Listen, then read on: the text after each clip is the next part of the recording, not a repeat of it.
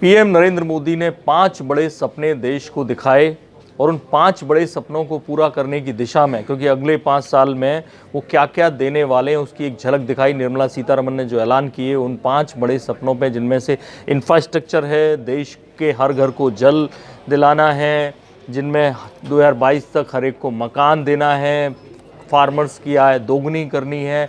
इस तरह के कई सपने देश को अंतरिक्ष में सैन्य पावर के तौर पर $5 ट्रिलियन की जो हमारी इकोनॉमी पहुंचानी है, इस तरह के 5 बड़े सपनों के बारे में हम बता रहे हैं। मैं हूं विष्णु शर्मा और मेरे साथ है मेरे वरिष्ठ सहयोगी विद्याशंकर तिवारी। तो बताइए सर, क्या क्या ऐलान किए जो इन 5 सपनों को पूरा करेंगे? देखिए, सबसे बड़ी बात है, ये बात पहले भी कही गई थी और फिर से बजट में भी इस बात को दोहराई गई कि अगले 5 साल में 100 लाख करोड़ यानी कि हर साल 20 लाख करोड़ जो है इन्वेस्टमेंट करना है। तो उससे जो मोदी सरकार पे सबसे बड़ा आरोप लगता रहा है कि रोजगार की समस्या हल नहीं कर पाए थे, उससे बहुत ज़्यादा रोजगार क्रिएट होने हैं। और अकेले एमएसएमई है जो नितिन गडकरी का डिपार्टमेंट है, वही कह रहा है कि हम 1 करोड़ हर साल जो है रोजगार क्रिएट करेंगे।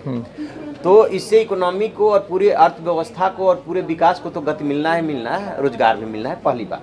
दूसरी बात, जो 2022 तक इन्होंने 3 चीज़ों का इन्होंने टारगेट फिक्स किया है। एक तो सबको छत, दूसरा है बिजली और तीसरा है एलपीजी।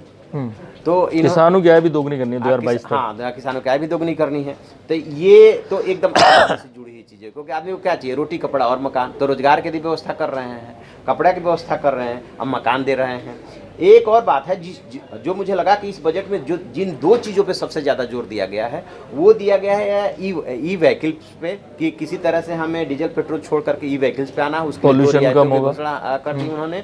और दूसरा जो उन्होंने किया है वो किया है कि 2024 तक हर घर में जल पहुंचाना है, इसीलिए जल शक्ति मंत्रालय का उन्होंने गठन भी किया है अलग से।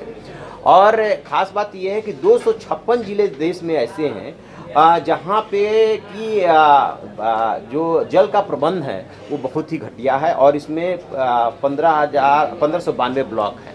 तो देश की जो सबसे बड़ी समस्या है 2 चीज़, प्रदूषण और पानी, इस पे जो है इस मोदी सरकार का बहुत ज़्यादा साफ पानी साफ होगा। हाँ, साफ होगा, ये है।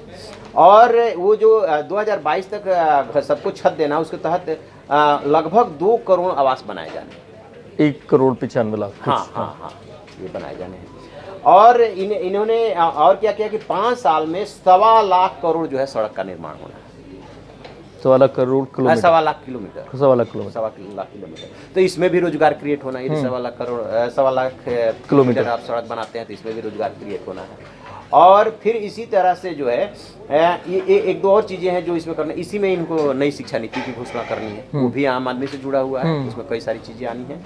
और एक और खास बात इन्होंने बताई कि हम गांधी पीडिया बनाएंगे, क्योंकि गांधी जी इस देश में इस तरह से आम आदमी से जुड़ चुके हैं कि गांधी पीडिया ये बनाएंगे। तो ये कुछ वो चीज़ें हैं जो मुझे ऐसा लगता है कि गवर्नमेंट इसको क्रियान्वित कर ले गई, यानी कि 1 लाख करोड़ 5 साल में निवेश और ई व्हीकल्स को ले आना, सबको पानी उपलब्ध कराना, सबको छत देना, सबको एलपीजी देना। और ओडीएफ तो 95% शहरी इलाके और गांव के जो है 9 करोड़ करीब टॉयलेट बना चुके हैं 9 करोड़ 56 लाख। ठीक, सड़कों का भी हर बार करीब 50,000 किलोमीटर इस तरह का टारगेट लगभग पूरा कर रहे हैं। तो इससे जो है पूरे देश शिपिंग में भी इन्होंने बोल दिया है कि कैसे हल्दिया तक 2020 तक सागरमाला वगैरह का जिक्र स्पेशली किया था। मैं ये बताना चाह रहा हूँ कि प्रधानमंत्री नरेंद्र मोदी ने संसद में बोलते हुए एक बात बोली थी, राज्यसभा में वो बोल रहे थे, और उन्होंने कहा था गुलाम नबी आज़ाद की तरफ इशारा करते हुए कि आप इन सब मुद्दों की चिंता मत कीजिए, अगले 5 साल बाद जब हम चुनाव में जाएंगे तो हमारे पास दूसरे नए मुद्दे होंगे। हाँ, बड़ी दिलचस्प बात ये जो $5 ट्रिलियन की जो इकोनॉमी की बात की जा रही है, उसमें एक बात निर्मला सीतारमण ने कहा कि कैसे 55 साल में $1 ट्रिलियन की इकोनॉमी हुई। 2014 में जब ये लोग आए तब $1.85 ट्रिलियन की इकोनॉमी थी, और अब यानी जब वो बजट पढ़ रही थी 2.7 ट्रिलियन जो डॉलर की इकोनॉमी हो गई। यानी पिछले 5 सालों में जो 55 सालों में हुआ था शुरुआत के, वो पिछले 5 सालों में अचीव किया गया। और उनका ये कहना है कि साल के एंड तक $3 ट्रिलियन की इकोनॉमी हो जाएगी, और उसके बाद $5 ट्रिलियन की इकोनॉमी का वायदा किया है। और उस दिशा में उन्होंने कई सारी चीज़ें रखी,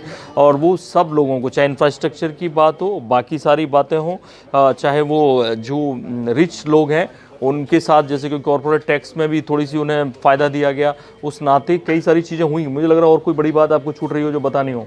और कोई मुझे जहाँ तक देश की तस्वीर बदलने वाली बात थी वो यही लग रही है। और वो अमीरों वाली एक बात छोड़ दीजिए कि 3% और 7% का सरचार्ज लगा दिया गया है, तो ऐसा भी कोई इस बजट में काम नहीं किया गया है। ये डीजल पेट्रोल वाली बात तो डेवलपमेंट के लिए कि जिससे ये लगे कि आम आदमी को बहुत बड़ा झटका लगा, क्योंकि ये डीजल काफ़ी पैसा बीच में कम किया गया था जो उन्होंने शुरू में बढ़ाया था 5 रुपये, तो टैक्स यूपी में भी कम किए थे। हाँ। दूसरी बात की आप इकोनॉमिक सर्वे जो आया है कल उसको याद कीजिए, तो उसमें साफ साफ इस बात का अनुमान लगाया गया है कि अंतर्राष्ट्रीय वजहों से जो क्रूड ऑयल है उसकी कीमतें अंतर्राष्ट्रीय मार्केट में कम होनी है, तो उसका फायदा ये चाह रहे हैं कि पहले से ले लिया, हाँ ले लिया, पहले से ले लिया और उसको डेवलपमेंट में लगाया जाए। तो ये बड़ी बातें थी। मोदी के वो 5 सपने कैसे पूरा होंगे, वो उन्होंने इस बजट में उसके लिए क्या प्रावधान किया, ये तिवारी जी ने आपको बताया। और भी बजट में ढेर सारी चीज़ें हैं जो हम अलग अलग वीडियोज़ के जरिए आपको बता रहे हैं। उसके लिए देखते रहिए हमारे वीडियोज़ इन खबर पर और देखते रहिए India news channel. Thank you, नमस्कार। इन खबर चैनल को सब्सक्राइब करें और बेल आइकन दबाना ना भूलें।